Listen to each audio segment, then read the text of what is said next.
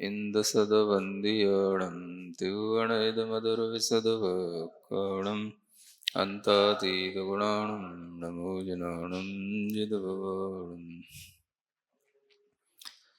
पंचास्तिकाय प्राकृत में गाथा नंबर 119। गत्यायुर्नामोदय निर्वृतत्वात् देवत्वादीनाम् अनात्म स्वभावत्व उद्योतनम एतत्। जो गति आयु नाम कर्म के उदय से देवादि पर्याय उत्पन्न होती हैं, ये सब हमारे आत्मा के स्वभाव नहीं है। ये सब अनात्म स्वभाव वाली चीजें हैं। इस बात को इस गाथा में कहा जा रहा है। खीड़े पुव्वणि बद्धे गदिणा में आउ से चते विखलु पापुण्यन्ति अंडम गदिमाउ संसलेस्वस।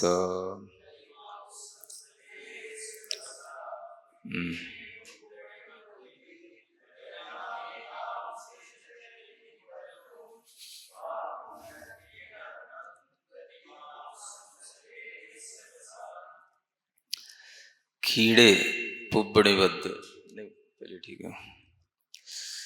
पूर्व में बंधे हुए जो कर्म हैं उनके क्षीण हो जाने पर गति नामे आयु से जो गति नाम कर्म आदि हैं, आयु नाम कर्म आदि हैं, उनके कारण से तेवी खलु वे जो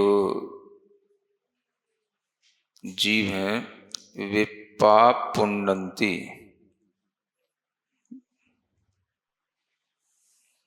नई क्रिया है, पाप पुण्यन्ति पावुन्नन्ति पापुन्नन्ति प्राप्नुवन्ति उसका रूप है, प्राप्त कर लेते हैं।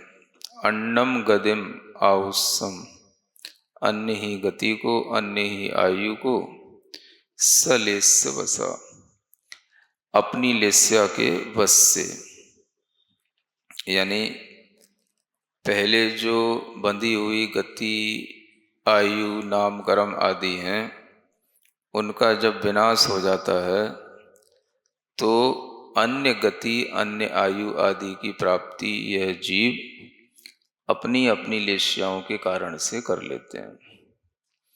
यानी गति आदि जो मिलती हैं वो किससे मिलती हैं? लेस्या के कारण से मिलती हैं। जिसकी जैसी लेस्या रहती है उसी के अनुसार उसे आयु का बंध होता है, गति आदि की प्राप्ति भी उसी से होती है ना। तो लेस्या की बात यहाँ बताई जा रही है। क्षीयते ही क्रमेण आरब्ध फलो गति नाम विशेषायुर विशेषश्च जीवानाम। जीवों के लिए गति नाम विशेष वाला जो कर्म है और आयु विशेष वाला जो कर्म है यह क्रम से अपने फल को देता हुआ क्षीण हो जाता है।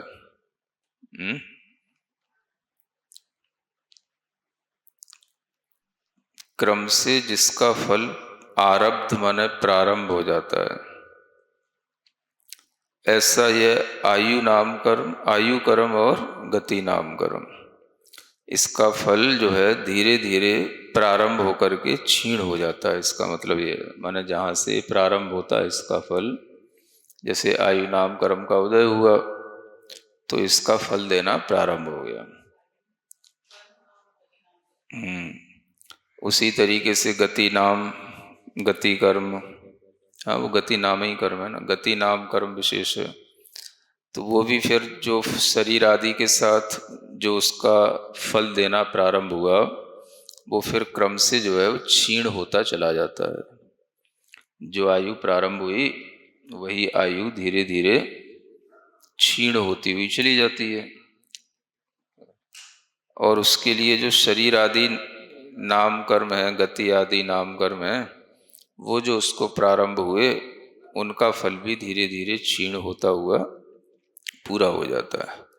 एवं अपि तेषाम गत्यंतरस्य आयुरंतरस्य च कषायानुरंजिता योग प्रवृत्तिर लेश्या भवति बीजम ततस्तद उचितम एव।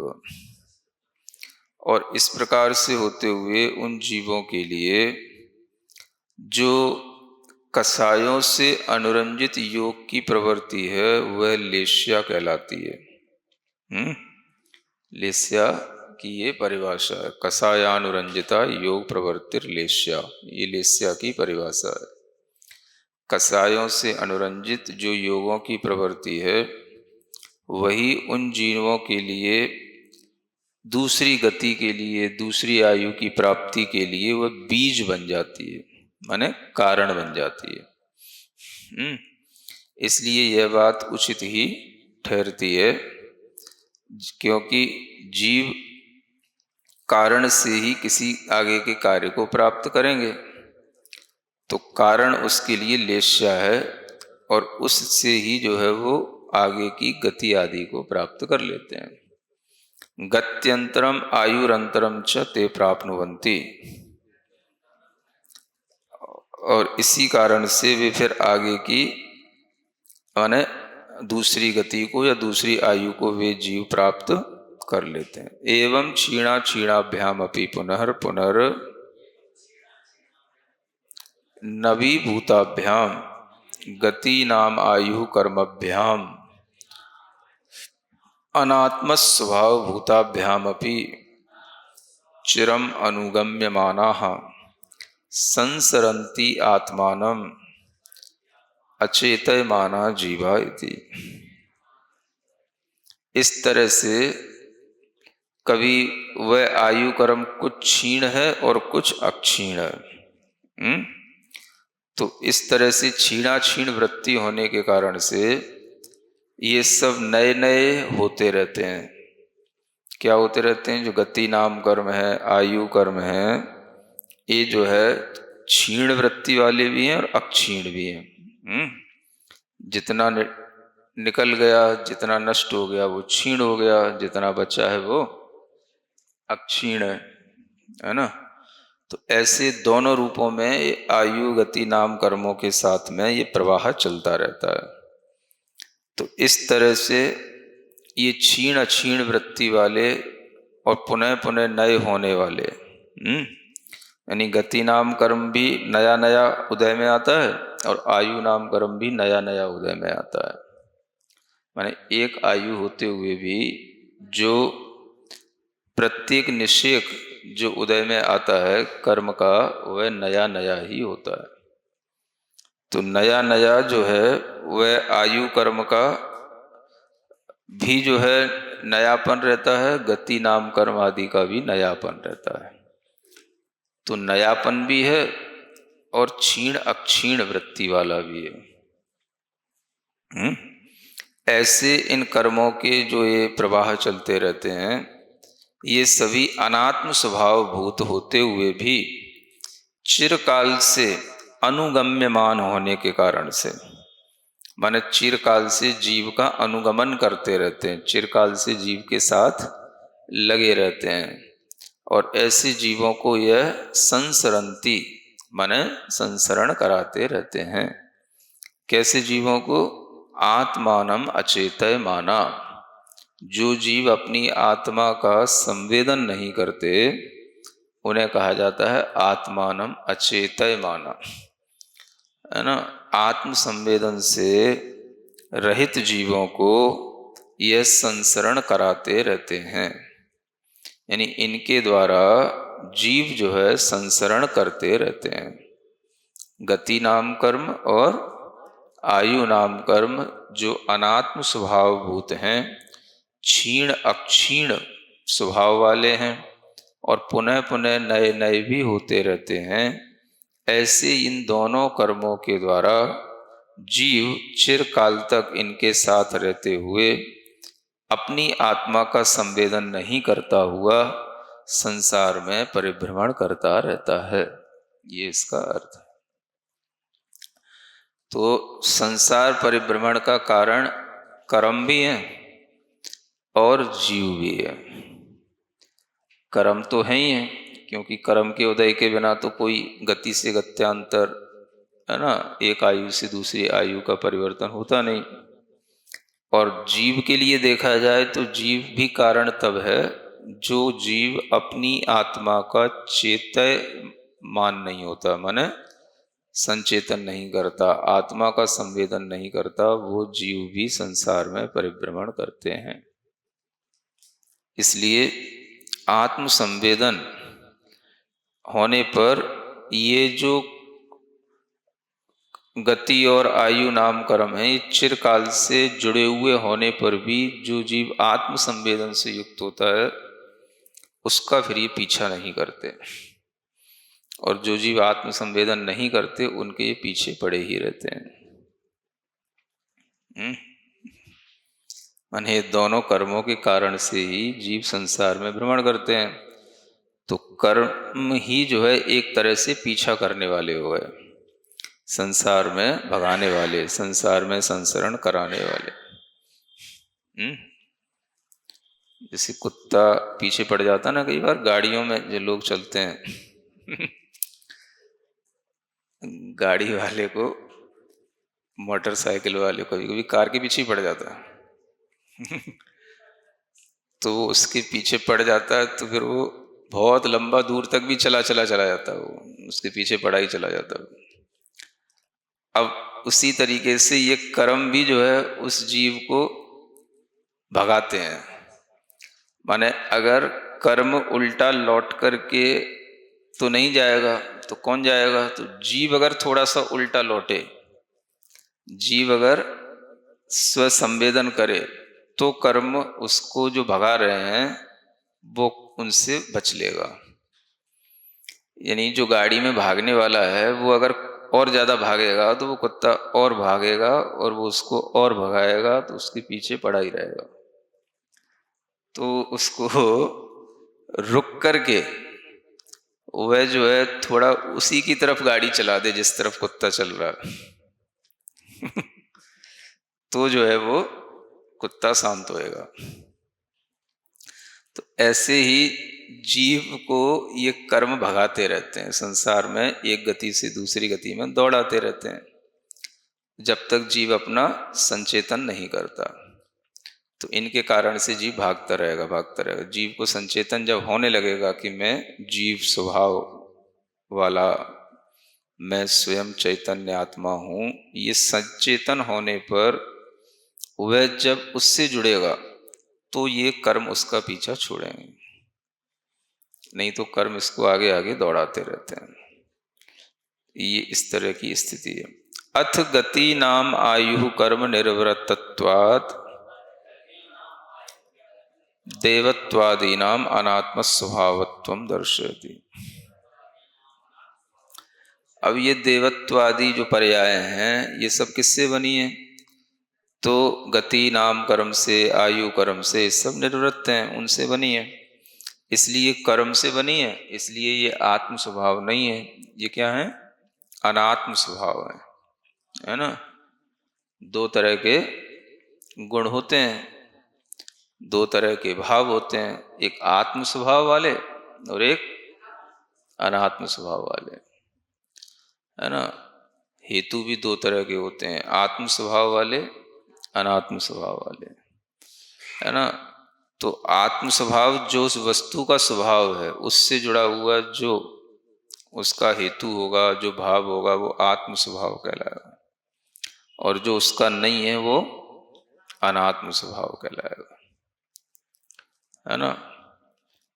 जैसे 5 प्रकार के भाव हैं औदैक आदि, तो इनमें औदैक भाव है तो ये अनात्म स्वभाव वाला भाव है, क्योंकि कर्म के उदय से होने वाला भाव है ना। जो पारिणामिक भाव है, क्षयिक भाव है, वो जीव का आत्म स्वभाव। तो इस तरह से जीव के गुण भी दो तरह से हो जाते हैं, आत्म स्वभाव वाले भी गुण होते हैं, अनात्म स्वभाव वाले भी गुण होते हैं, है ना। आत्म स्वभाव वाले गुण तो जो अपना ज्ञान दर्शन है वो तो आत्म स्वभाव वाला गुण हो गया, लेकिन वही गुण जब मति ज्ञान श्रुत ज्ञान के रूप में है तो वह एक तरह से अनात्म स्वभाव वाला गुण है ना। अब जीव है तो जीव का मनुष्य रूप जो गुण है, मनुष्य रूप, तो ये उसका अनात्म स्वभाव रूप गुण हो गया कि जीव मनुष्य के रूप में अपना संवेदन कर रहा है।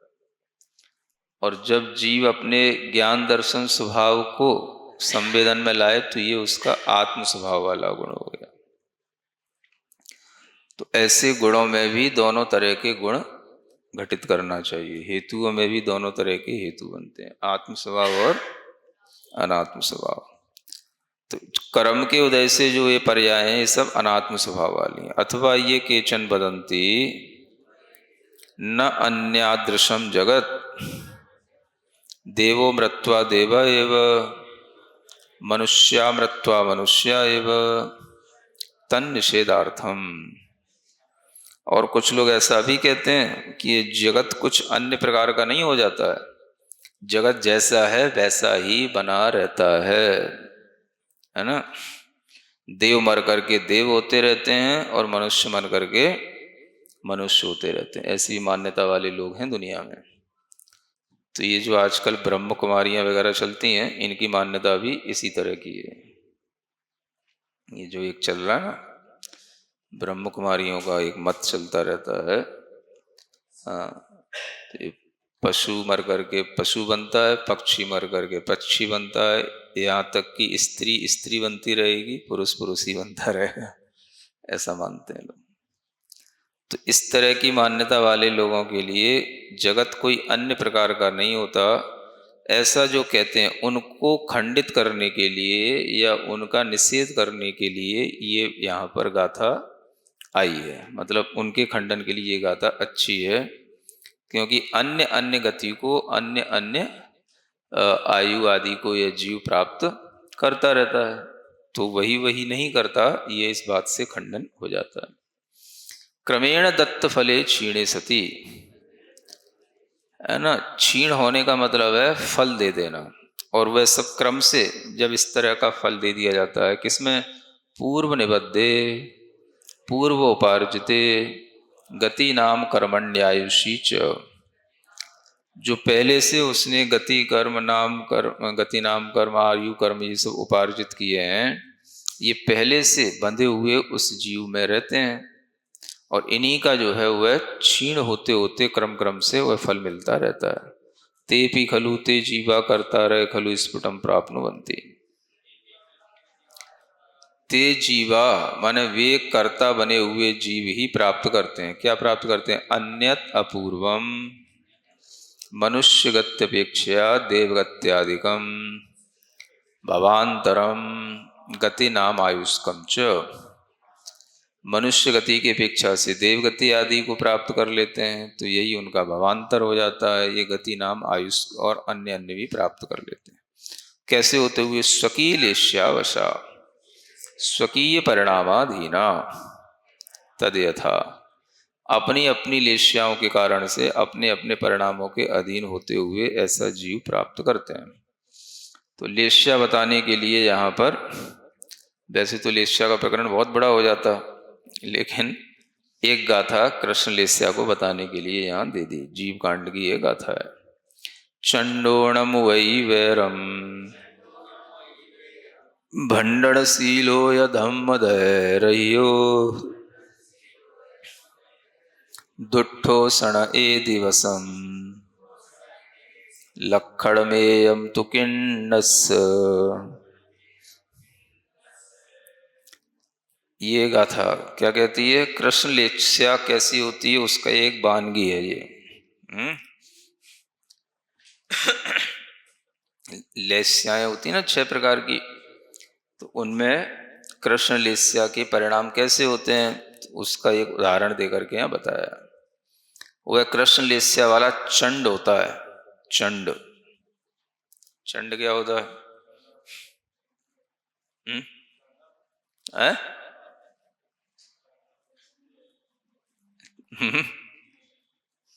है ना? चंड, चंड कौशिक है।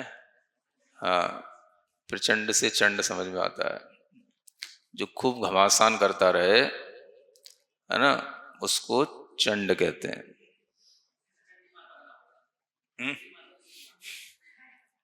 चंडी माता।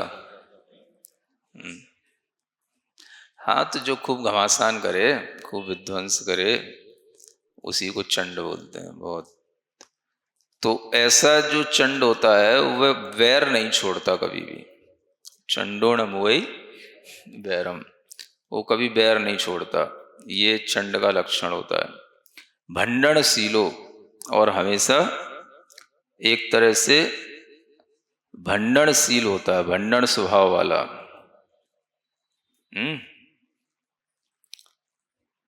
भंडन माने भंडन ने भवन है। हाँ, बहुत बुरा बोलने वाला, भंड वचन बोलने वाला। भंडनशील माने भंड वचन होते हैं। नहीं, वचन के लिए आता, भंड वचन, बुरे वचन बोलने वाला, गालियां देने वाला, उल्टा सीधा बुरा बोलने वाला, भंडर स्वभाव वाला होता है। धम्म दय रहियो, और धर्म दया से रहित होता है। दया धर्म से भी रहित होता है, और धर्म दया से भी रहित होता है। और दुष्ट होता है वो, बहुत ही दुर्जन स्वभाव का होता है, दुष्टो। न एदि वसम, वह किसी के बस में नहीं आता, है ना, उसे कोई अपने बस में नहीं कर सकता। ये लक्षण है किसके? कृष्ण लेस्या वाले के। तो ऐसे ही अन्य अन्य लक्षण भी अन्य लेस्या वालों के होते हैं, वो आप जीव कांड से ही पढ़ के समझ लेना। एक उदाहरण कृष्ण लेस्या का इसलिए दिया कि इस तरह के जिसके परिणाम होंगे वो अपनी लेस्या से उसी तरह की आयु आदि का बंध करेगा, है ना। जिसके परिणाम प्रचंड हो, बैर ना छोड़े, बहुत बुरा बोलने वाला कहो, दया धर्म से रहित हो, दुष्ट हो, किसी के वश में नहीं आता हो, वह कहलाता है कृष्णलेश्या। इत्यादि रूपेण कृष्णादि षड्लेश्या लक्षणम गोमट्ट शास्त्रादो विस्तरेण भणितम आस्ति तदत्र न उच्यते। इस तरह से कृष्ण आदि 6 लेश्याओं का जो वर्णन है, ये गोमट्ट शास्त्र आदि में विस्तार से खूब कहा है, इसलिए यहाँ पे कुछ नहीं कह रहे। क्यों नहीं कह रहे भाई? अध्यात्म ग्रंथत्वात्, क्योंकि ये ग्रंथ अध्यात्म ग्रंथ है। अभी यहाँ पर दूसरी लीला शुरू हो जाएगी, तो फिर समझ में नहीं आएगा कि वर्णन क्या चल रहा था और क्या शुरू हो गया। अगर सभी 6 लेस्याओं का वर्णन कर जाते तो फिर वो सिद्धांत का ग्रंथ हो जाता, सिद्धांत का वर्णन होने लग जाता। तथा संक्षेपेण अत्र कथ्यते, इसलिए इस अध्यात्म ग्रंथ होने से यहाँ संक्षेप से बस संकेत दिया थोड़ा सा, और वही आगे और कह दे रहे हैं। कषायोदय अनुरंजिता योग प्रवर्तिर्लेस्या, कषाय से रंजित हुई जो योगों की प्रवृत्ति है उसका नाम लेस्या होता है। यानी लेस्या में योगों की प्रवृत्ति मुख्य रहती है। मन वचन काया किस तरह से काम कर रहे हैं, ये लेस्या से लेस्या इन प्रवृत्तियों से जानी जाती है ना। माने मन के विचार, वचन का बोलना, काय की चेष्टाएं आपके भीतर की लेस्या बताती हैं, है ना।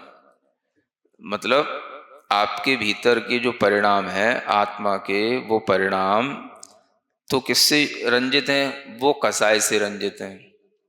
तो कसाय का उदय जैसा चलेगा वैसे ही आपके शरीर की क्रिया होने लग जाएगी, है ना।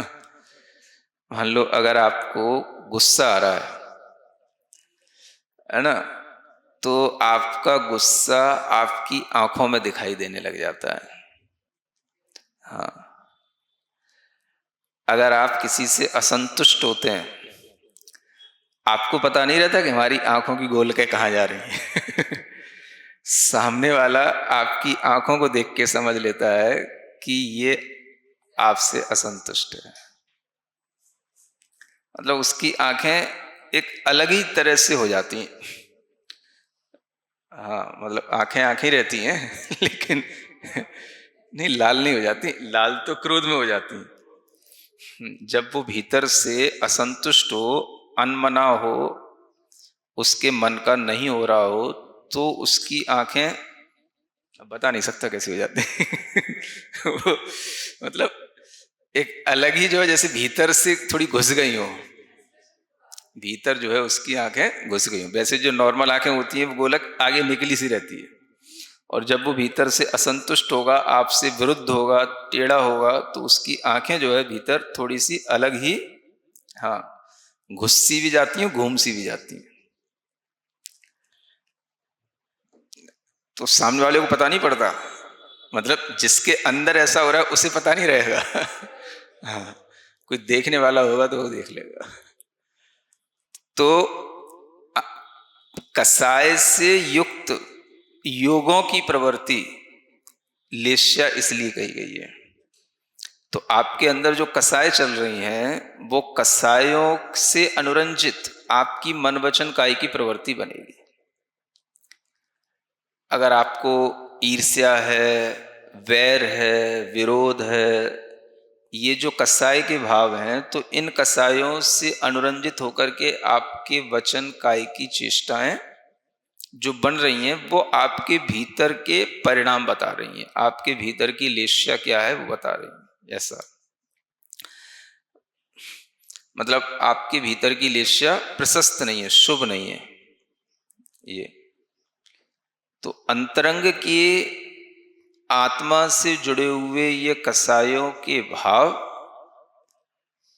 शरीर में इस तरह से प्रवृत्ति में जब दिखते हैं, तो शरीर की ही फिर या मन वचन काय की प्रवृत्ति ही देख करके फिर भीतर की लेश्या का अनुमान कर लिया जाता है। जैसे अभी बताया ना, जो कृष्ण लेस्या वाला होगा तो वो दया धर्म से रहित होगा, माने उसके अंदर दया का परिणाम नहीं होगा, निर्दयी होगा वो। दुष्ट स्वभाव वाला होगा, है ना। तो उसका इस तरह से बोलना, इस तरह का उसका स्वभाव होना, ये उसके भीतर उस कृष्ण लेस्या की प्रवृत्ति को बताने वाला हो जाता है। तो इस तरह से ये जो प्रवृत्ति है योगों की, वह कसायों से अनुरंजित होकर के ही होती है। अगर कसाय मंद हैं तो प्रवृत्ति अलग होती है, और कसायों में तीव्रता आ जाती है तो वही मन वचन काय की प्रवृत्ति अलग दिख जाती है। मंद कषाय, और अब कसाय तो चार ही प्रकार की हैं, लेकिन उसके मतलब अध्यवसाय जो भाव हैं वो कई प्रकार के हो जाते हैं। एक एक कसाय असंख्यात लोक प्रमाण भेदों को रखने वाली है। तो ये जो परिणाम है, जैसे मान लो विरोध होना, वैर धारण करना, तो ये भी एक भीतरी क्रोध के कारण से होगा। क्रोध भी आएगा और उसके साथ दूसरी कसाई भी जुड़ी हो सकती है, मान कसाई भी जुड़ सकती है क्रोध के साथ, है ना। क्रोध के साथ माया भी जुड़ सकती है। तो वो कोई भी कसाय और भी जुड़ सकती है, जरूरी नहीं एक कसाय के साथ एक ही तरह की प्रवृत्ति हो, संयोगी भंग भी बन जाते हैं उसमें। हम्म कुछ भी हो सकता है वो, है? हाँ, कसाय तो उदय में रहेगी, लेकिन वो कषाय तीव्र है कि मंद है। तीव्र होगी तो शुद्ध परिणाम होंगे, विशुद्धि के परिणाम होंगे। वो मंद होगी तो विशुद्धि के परिणाम होंगे, और तीव्र होगी तो संक्लेश के परिणाम होंगे। तो वही संक्लेश के परिणाम कोई ना कोई रूप में असंतोष है ना, वैर है, विरोध है, ये सब जो है अंतरंग ये परिणाम, ये अशुभ परिणाम संक्लेश के ही परिणाम कहलाते हैं, है ना। और प्रशस्त जो परिणाम है, विशुद्ध परिणाम है, उनमें इस तरह का फिर ये विचार भाव नहीं रहता। तो कषाय का उदय तो रहता ही है, बना ही रहता है, लेकिन बस वो मंद और तीव्रता वाली बात है। बस मंद रहेगा तो कषाय का उदय भी है जैसा नहीं लगता, बना रहता है वो, तो प्रशस्तता बनी रहती है भावों में भी और चेहरे पर भी, आंखों में भी प्रशस्तता बनी रहती है।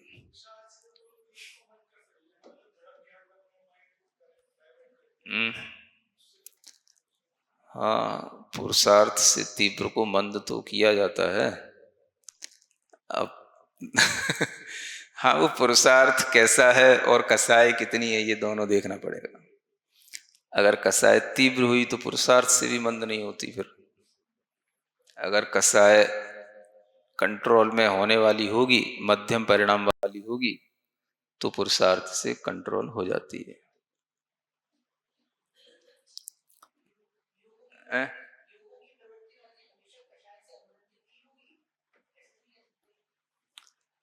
हाँ, कसाय से अनुरंजित ही रहती है ना, हमेशा लेसाएं तो बनी रहती है ना। तो कसाय भी तो जब तीव्र हैं, तीव्र तीव्रतर तीव्रतम, इसी के अनुसार कापोत नील और कृष्ण लेस्या के परिणाम हो गए, तीव्र तीव्रतर तीव्रतम। तो तीव्रतम कृष्ण लेस्या के परिणाम में कसाई की तीव्रता सुपरलेटिव डिग्री हो गई, है ना। फिर ऐसे ही मंद मंदतर मंदतम, इसमें पीत पद्म और शुक्ल लेस्या आ जाती है।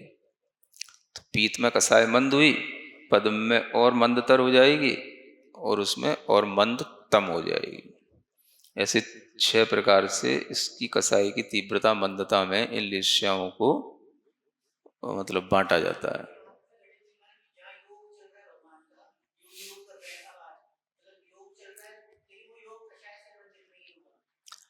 हाँ, वो थोड़ा सा अरिहंत अवस्था की बात अलग हो जाती है, क्योंकि वो कसाय से रहित होने पर भी वह योग की प्रवृत्ति होते हुए भी वहाँ पर भी एक तरह से, अब कसाय से रहित है लेकिन योग की प्रवृत्ति फिर भी वहाँ शुक्ल लेस्या के रूप में ही कही जाती है। वो भी शुक्ल लेस्या का ही एक अलग अंश है। तो वो एक अलग अवस्था हो गई, वो तो थोड़ा जैसे संगी असंगी दोनों से परे हो गए, ऐसी वाली बात हो गई।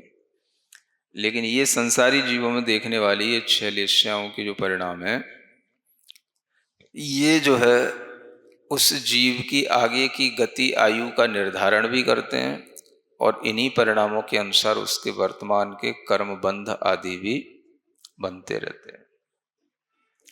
इसलिए अगर पुरुषार्थ बन जाता है तो शुभ लेस्या के लिए पुरुषार्थ जो है हमेशा बना रहे, बनता रहे, तो ये भी एक बहुत बड़ा पुरुषार्थ है।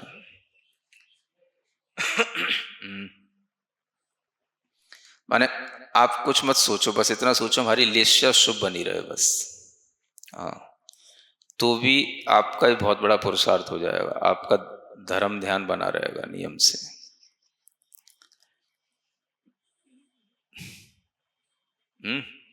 बस लेस्या शुभ रहे बस, तो भी धर्म ध्यान है। संक्लेश जहां आया तो वहां पर वो लेस्या में बिगाड़ आया, क्योंकि संक्लेश में कसाई की तीव्रता हो जाती है। तो इतना ही पुरुषार्थ अगर भीतर से बना रहता है तो आगे की गति आयु आदि सब अच्छे अपने आप बन जाते हैं, सब सुधरे रहते हैं।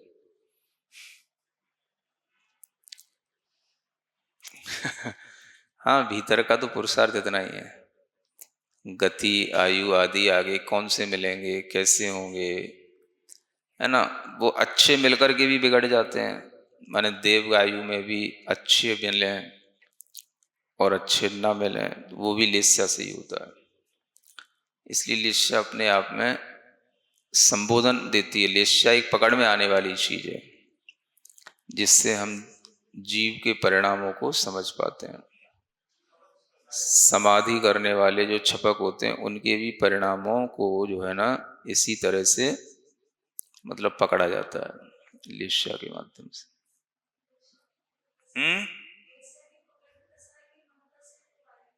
हाँ वही तो लेस्या से ही आप समझ सकते हैं कसाई की मंदता है, सरल परिणामी है ना।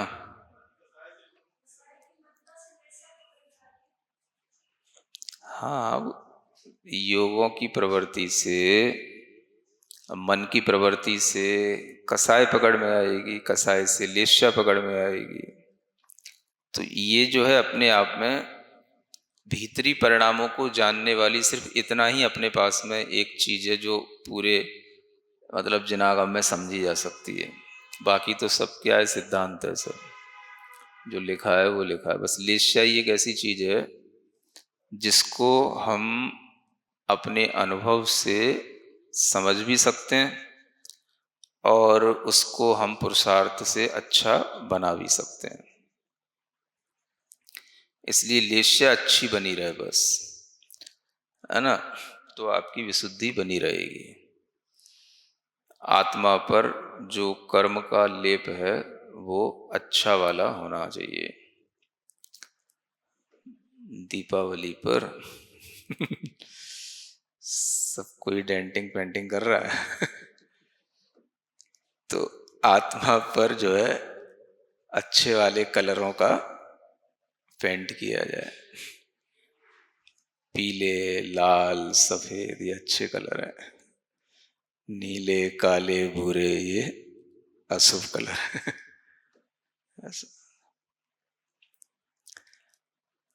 इसलिए हमेशा ये कलर पर ध्यान रहे तो हमेशा जो है आत्मा के परिणाम अच्छे बने रहते हैं।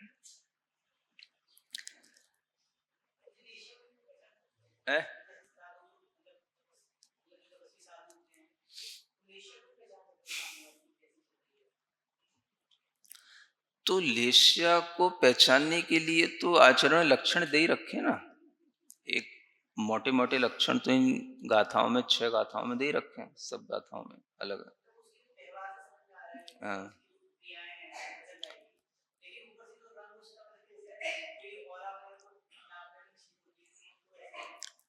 नहीं, वो एक विशुद्धि अलग चीज हो गई, भाव विशुद्धि जिसको कहते हैं। अब उन लेस्याओं में भी लेस्या विशुद्धि एक चीज आती है ना, लेस्या और लेस्या विशुद्धि चौथे अध्याय में आता है ना, देवों के लिए बताते हुए लेस्या विशुद्धि और इंद्री के विषय, इंद्री की विशुद्धि, इंद्री ज्ञान की विशुद्धि। तो लेस्या विशुद्धि वो जो औरा बनेगा वो उसकी विशुद्धि से बनेगा, लेस्या में और विशुद्धि बढ़ेगी। वो तो लेस्या एक सामान्य से अलग है, और उस लेस्या में अगर आपके अधिक रहते हो, उस लेस्या में ही आपका मतलब अधिक परिणमन होता है या वो आपका स्वभाव बन जाता है, तो वो आपका औरा बन जाएगा। तो एक लेस्या के भी परिणाम उतने ही तरह के बन सकते जितने कसायों के उदय के परिणाम होते हैं। तो कसाय भी असंख्यात प्रकार की है एक एक, तो उसकी लेस्या भी असंख्यात प्रकार की है। मतलब शुक्ल लेस्या एक जैसी थोड़ी ना है। अब शुक्ल लेस्या तो शुरू हो गई आनत स्वर्ग से, स्वर्ग से लेस्या शुरू हो जाती है ना। अब आनत, प्राणत, आरणत, चित सब में शुक्ल लेस्या है। ग्रैविकों में भी शुक्ल लेस्या है, अनुदिशों में भी शुक्ल लेस्या, सर्वार सिद्धि में भी शुक्ल लेस्या, इधर अरियंत भगवान में भी परम शुक्ल लेस्या। तो अब शुक्ल लेस्या कितने कलर, कितने भेद हो गए, मोटे मोटे ये भी। अरियंत भगवान में भी शुक्ल लेस्या, सर्वार सिद्धि के देवों में भी शुक्ल लेस्या।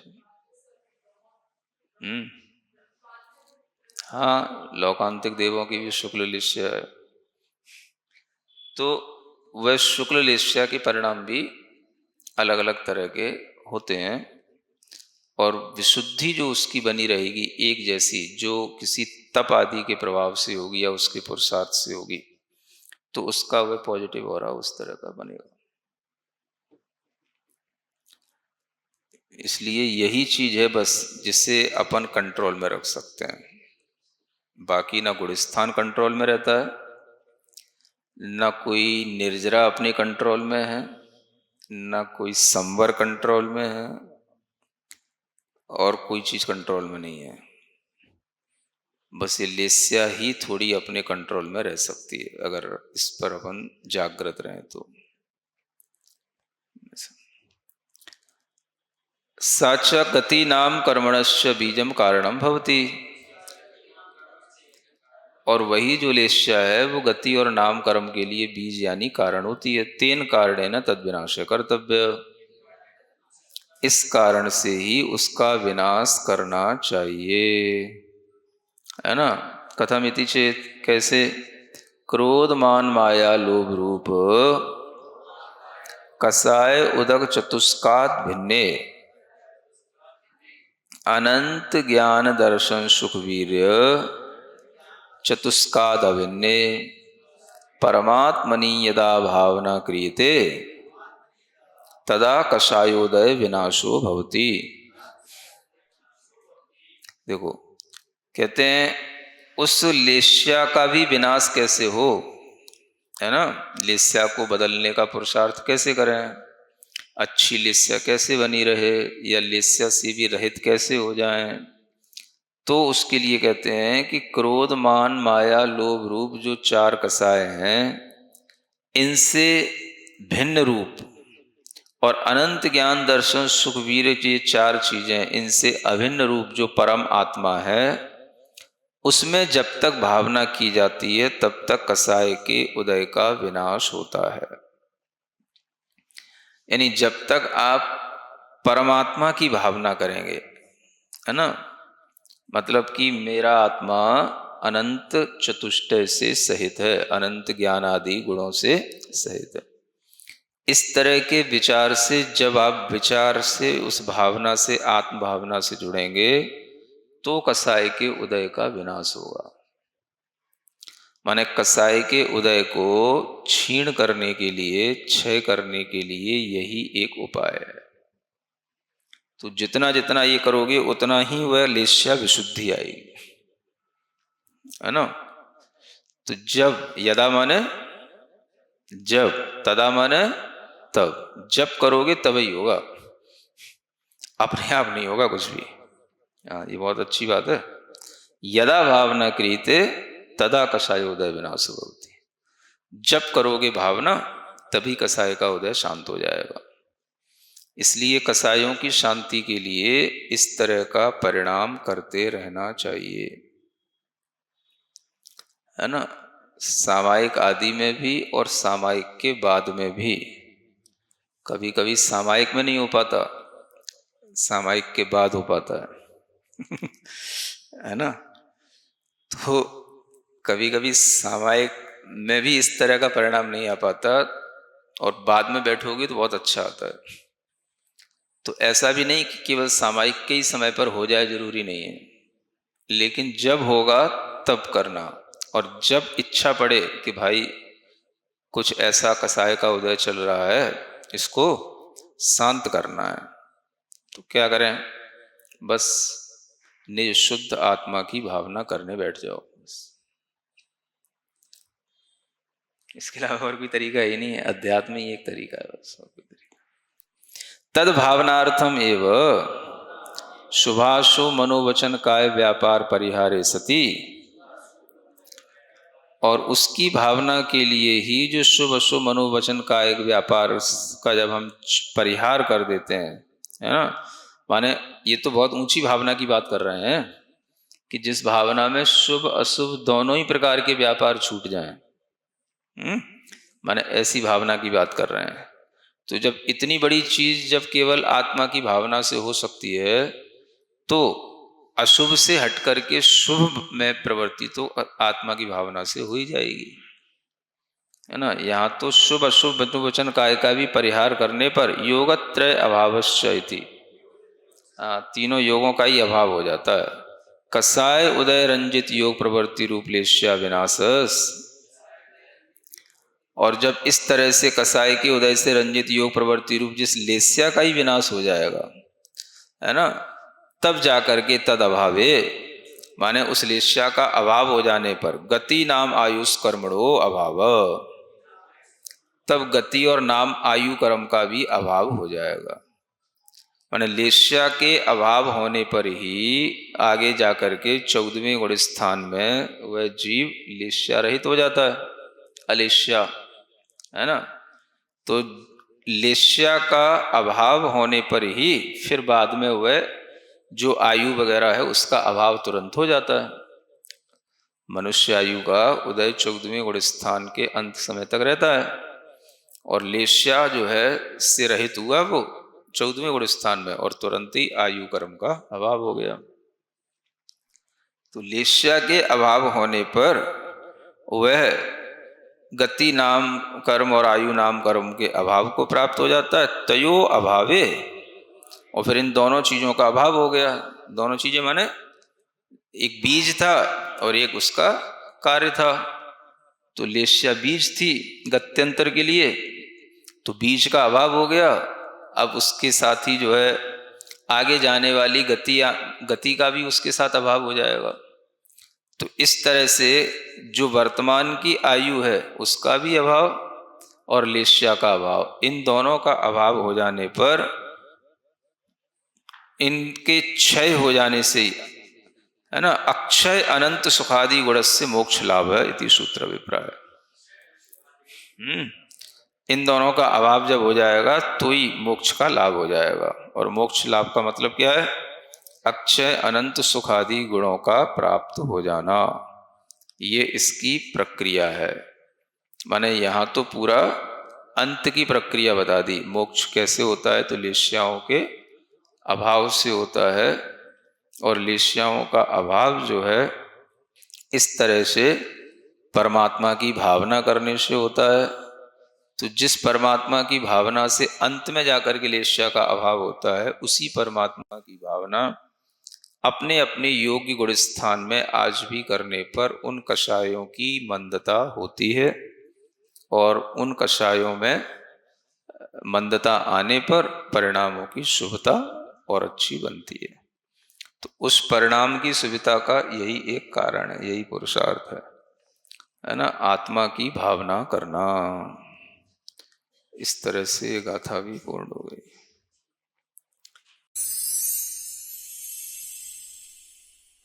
सिरिजिण वाणी जग कल्याणी, जग जन मदतम मोहरी, जणमण हारी गढ़हर हारी, जम जरा भव रोग हरी।